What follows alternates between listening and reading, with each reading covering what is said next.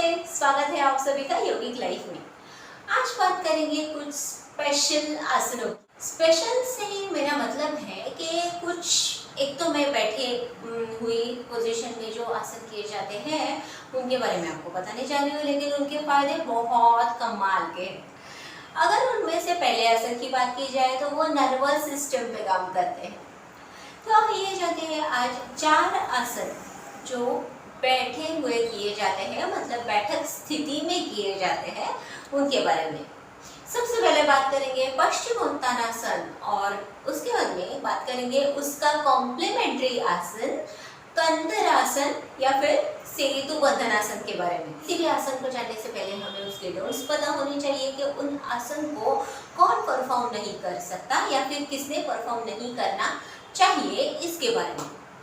पश्चिमोत्तानासन और कंधरासन के लिए वैसे तो कुछ खास डूज एंड डोंट्स नहीं है, लेकिन सबसे पहले अगर बात की जाए तो अगर आपको रिजिडिटी ऑफ स्पाइन है, मतलब आपकी रीढ़ की हड्डी ज़्यादा बेंड नहीं हो सकती है, तो आप इस आसन को नहीं करेंगे। अगर आपको हाई ब्लड प्रेशर की शिकायत है तो आप इन आसनों को नहीं करेंगे।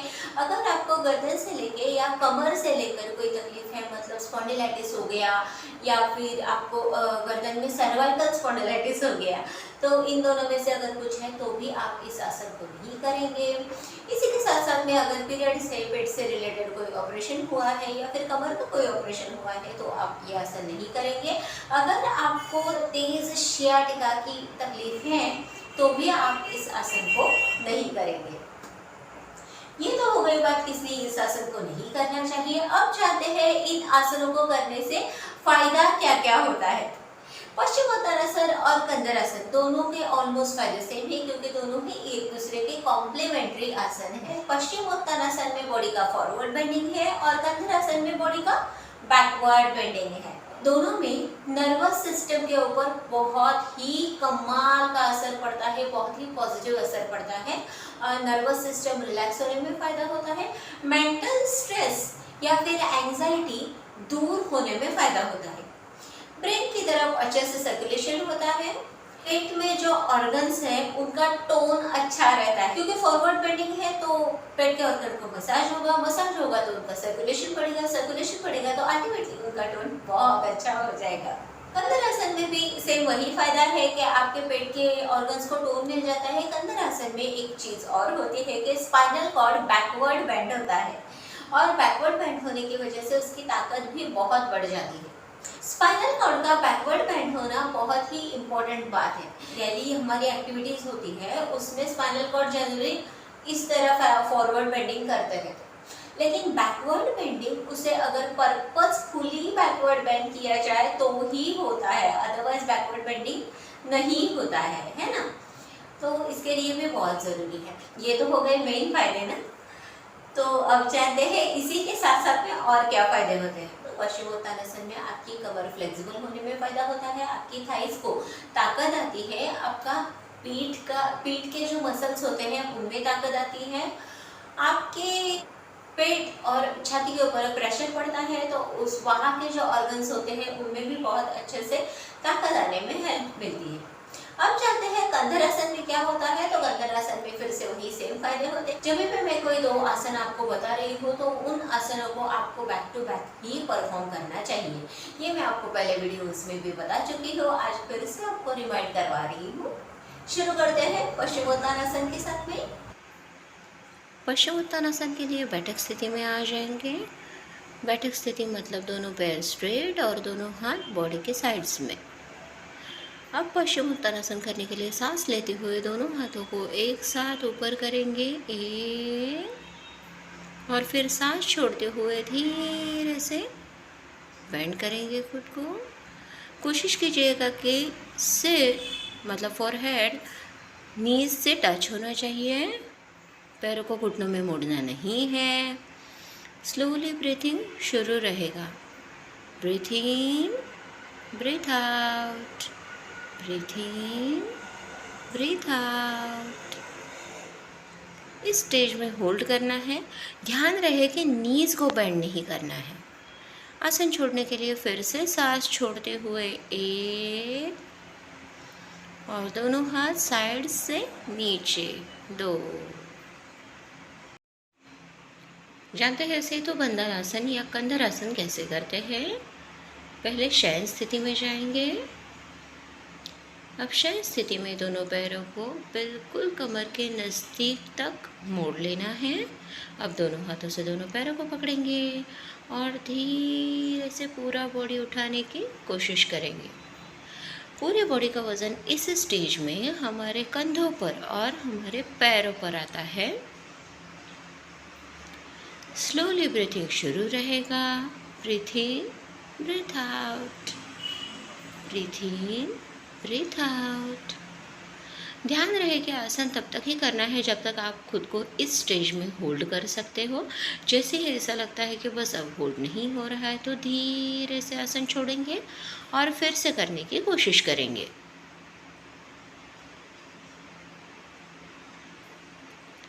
आसन छोड़ने के लिए अब सबसे पहले कमर को ज़मीन पर रखेंगे, 1, दोनों हाथों को अपनी जगह पर रखेंगे, 2, और दोनों पैरों को स्ट्रेट करके फिर से शयन स्थिति में आ जाएंगे। ये थी इंफॉर्मेशन पश्चिमोत्तानासन और कंधरासन के बारे में। अब जानते हैं एक बहुत इंपॉर्टेंट आसन के बारे में जो बोला जाता है लेडीज का आसन। इसको लेडीज का आसन इसलिए बोलते हैं क्योंकि इस आसन का मेन असर होता है लोअर एब्डोमेन के ऑर्गन्स पर। लोअर एब्डोमेन में जितने भी ऑर्गन्स हैं उन सभी की हेल्थ के लिए ये आसन बहुत अच्छा होता है। अब लोअर एब्डोमेन में क्या क्या होता है, क्या यूरिनरी ब्लैडर होता है, ओवरीज होते हैं, यूटेरस होता है, रेक्टम होता है, एनस होता है। इन सभी ऑर्गन्स की हेल्थ के लिए ये आसन बहुत अच्छा होता है। लेडीज का आसन इसे इसलिए कहा जाता है कि जिन लड़कियों को या फिर जिन लेडीज को पीसीओडी, पीसीओएस जैसी बीमारियां हैं या फिर जिनके मेंस्ट्रुअल साइकिल्स थोड़े से डिस्टर्ब चल रहे हैं, उन लोगों के लिए ये आसन बहुत अच्छे से काम करता है। कोई भी अगर हार्मोनल इम्बैलेंस हो गया है तो उन हार्मोन्स को बैलेंस करने के लिए ये आसन बहुत अच्छे से काम करता है। गाय का जैसा फेस होता है ना, वैसा कुछ पोस्चर हमारी बॉडी का बन जाता है, इसलिए इसको गौमुखासन कहते हैं।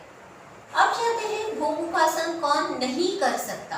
गोमुखासन के रूल्स हैं कि अगर जिसको फ्रोजन शोल्डर की शिकायत है वो लोग इस आसन को नहीं करेंगे। जिनके हैंड्स इतने फ्रीली मूव नहीं कर सकते हैं तो वो लोग इस आसन को नहीं करेंगे। जिनको सबसे पहले पेट के ऊपर इस तरह से हाथ पकड़ना पॉसिबल नहीं है वो लोग वहाँ पे हैंकी का यूज कर सकते हैं, हैंकी लेकर के पकड़ सकते हैं और जब आदत हो जाए तब आप नॉर्मली कर सकते हैं। ये आसन एक आसन है जो प्रेगनेंसी में भी कर सकते हैं आराम से, क्योंकि बहुत अच्छा आसन है, बहुत ज़्यादा बाहर की और बेंड भी नहीं है और पेरिनियम के मसल्स रिलैक्स करने में या फिर पेरिनियम को ताकत देने में ये आसन काफ़ी हेल्प करता है। तो आप इसको प्रेगनेंसी में भी आराम से कर सकते हैं, लेकिन बहुत खींचातानी नहीं करेंगे। वैसे तो बात प्रेग्नेंट वुमेन की चल नहीं रही है, तो प्रेग्नेंट वुमेन के लिए जब ये आसन करना रहेगा तो ये अलग से उसका चैप्टर लेकर के आऊंगी। आज बात चल रही है बिल्कुल नॉर्मल लेडीज की जिनको कोई भी शिकायत ज़्यादा नहीं है। अब जानते हैं गोमुखासन से फायदे क्या क्या होते हैं। सबसे पहला फायदा तो मैंने बता ही दिया है कि लोअर एब्डोमेन के ऑर्गन के लिए ये आसन बहुत अच्छा होता है। यूट्रस की हेल्थ के लिए अच्छा होता है। पेरिनियम के मसल्स इससे काफ़ी स्ट्रॉन्ग होने में मदद होती है। दूसरा फायदा ये होता है कि कमर के सारे जॉइंट्स जो है वो फ्लेक्सिबल होने में मदद होती है। इसी के साथ साथ में कंधों को ताकत मिलती है, स्पाइनल कॉर्ड को ताकत मिलती है। हमारे जनरली जो कोई भी योगासन सिलेक्ट किया है वो स्पाइनल कॉर्ड की हेल्थ के लिए बहुत अच्छे साबित हुए हैं। किसी भी आसन में आप अगर देखेंगे तो स्पाइनल कॉर्ड का थोड़ा सा बेंडिंग हमें देखने को मिलता है और उसी के चलते स्पाइनल कॉर्ड की हेल्थ अच्छे से मेंटेन होती है। इसी के साथ साथ में पेट में जो ऑर्गन्स हैं उन पर भी काफ़ी अच्छा असर पड़ता है। नर्वस सिस्टम पर भी इसका काफ़ी अच्छा असर पड़ता है। पहले आपको फ्रंट साइड से दिखाऊंगी, उसके बाद में बैक साइड से दिखाऊंगी। गोमुखासन के लिए बैठक स्थिति में आ जाएंगे। अब राइट लेग को फोल्ड करेंगे, मैंने जैसा किया है कुछ यूँ, और उसके ऊपर से लेफ़्ट लेग को फोल्ड करेंगे। कोशिश ये करनी है कि दोनों नीज, दोनों घुटने एक दूसरे के ऊपर आने चाहिए। अब लेफ़्ट हैंड को पीछे की साइड पीठ के ऊपर फोल्ड करेंगे और राइट हैंड ऊपर से पीछे जाएगा।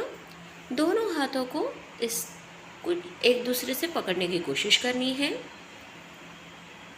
सांस शुरू रहेगी, ब्रीथ इन, ब्रीथ आउट, ब्रीथ इन, ब्रीथ आउट। इस स्टेज को होल्ड करना है। बहुत बार ऐसा होता है कि हाथ नहीं पकड़ पाते हैं, जैसे कि मैंने बताया, उस टाइम पे आप हैंकी पकड़ सकते हैं। आसन को छोड़ने के लिए अब सबसे पहले दोनों हाथ अपनी जगह पर आएंगे। अब लेफ्ट लेग सीधा करेंगे, फिर राइट लेग सीधा करेंगे।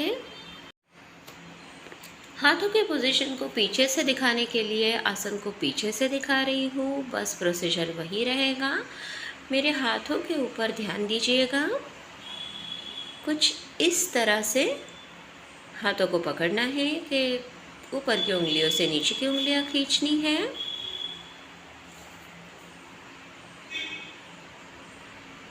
एंड बस आसन को छोड़ देना है।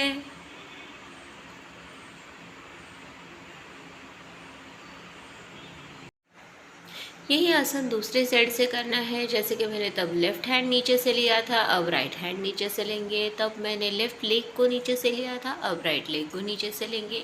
ये ज़रूरी होता है जब भी आप टू साइडेड आसन करते हैं, तो दोनों साइड से सेम ही स्ट्रेस आना चाहिए बॉडी पे। इसलिए बस दिखा रही हूँ आपको, प्रोसीजर बिल्कुल वही है।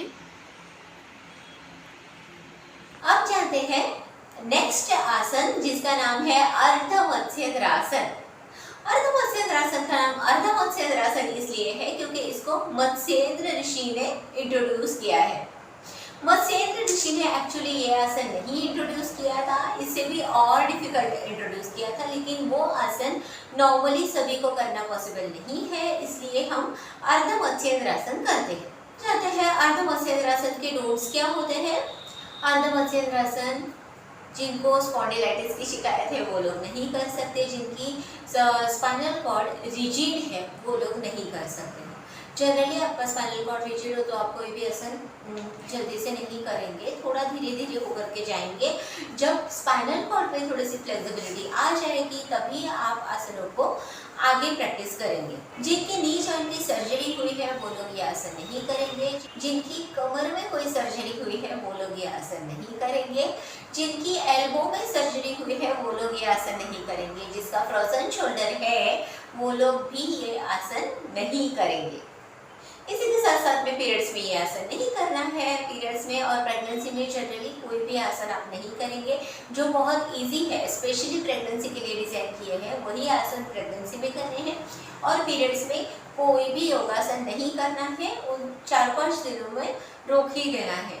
अब जानते हैं अर्ध मत्स्येंद्रासन के बेनिफिट्स क्या होते हैं। अर्ध मत्स्येंद्रासन का सबसे पहला बेनिफिट होता है हमारे स्पाइनल कॉर्ड को। ये ट्विस्टिंग पोज है, तो स्पाइनल कॉर्ड को ट्विस्ट किया जाता है, इससे वहाँ का ब्लड सर्कुलेशन बढ़ता है, स्पाइनल कॉर्ड की कैपेसिटी बढ़ती है, उसकी हेल्थ अच्छी होने में मदद होती है। पैरों के मसल्स के ऊपर भी स्ट्रेस आता है, पैरों का शेप अच्छा होने में मदद होती है। कमर के मसल्स फ्लेक्सिबल होने में मदद होती है, कमर के जॉइंट अच्छे होने में मदद होती है। सबसे बड़ा फायदा इसका ये होता है कि आपके पेट के ऑर्गन्स के ऊपर ट्विस्ट आता है तो उनके ऊपर प्रेशर बनता है, वो थोड़े से ट्विस्ट होते हैं, तो पेट के ऊपर की चर्बी कम होने में मदद होती है, पेट के ऑर्गन्स की हेल्थ अच्छी होने में मदद होती है। स्पाइनल कॉर्ड के ऊपर ट्विस्ट है, इसीलिए किडनीज के ऊपर इसका बहुत अच्छा असर जाता है। किडनीज के ऊपर जो छोटी छोटी ग्लैंड्स होती है, एड्रेनल ग्लैंड्स, तो एड्रेनल ग्लैंड्स की हेल्थ के लिए ये आसन काफी अच्छा होता है। हार्ट का पंपिंग काफी अच्छा हो जाता है। आइए जानते हैं अर्ध मत्स्येंद्रासन को करते कैसे है। अर्ध मत्स्येंद्रासन के लिए बैठक स्थिति में आ जाना है, बिल्कुल स्पाइन को स्ट्रेट रखना है, दोनों हाथ कमर की साइड्स में। अब लेफ़्ट लेग को उठा करके राइट नी के पास में रखना है, राइट लेग को नीचे से फोल्ड करना है। अब राइट हैंड से लेफ़्ट लेग का एंकल पकड़ने की कोशिश करनी है, या फिर आप टो भी पकड़ सकते हैं। मेरा हाथ एंकल तक जाता है तो मैं एंकल पकड़ रही हूँ। अब पीछे देखना है, लेफ़्ट हैंड कमर के पास में रहेगा, रेस्ट करना है उसको ज़मीन पे, और ब्रीथिंग शुरू रहेगा। कोई भी आसन करते वक्त ध्यान ये रखिएगा कि ब्रीथ को होल्ड करके नहीं रखना है कभी भी। ब्रीथिंग शुरू रहेगा तो प्रॉपर रिलैक्सेशन होता रहेगा। आसन को छोड़ने के लिए सबसे पहले सामने देखेंगे 1, दोनों हाथ अपनी जगह पर 2, नीचे से पैर को सीधा करना है 3, ऊपर से पैर को सीधा करना है 4। यही आसन आप अपोजिट डायरेक्शन से करेंगे। राइट लेग को उठा करके लेफ्ट लेग के पास में रखना है। फिर 1, नीचे से लेफ्ट लेग को फोल्ड करना है 2।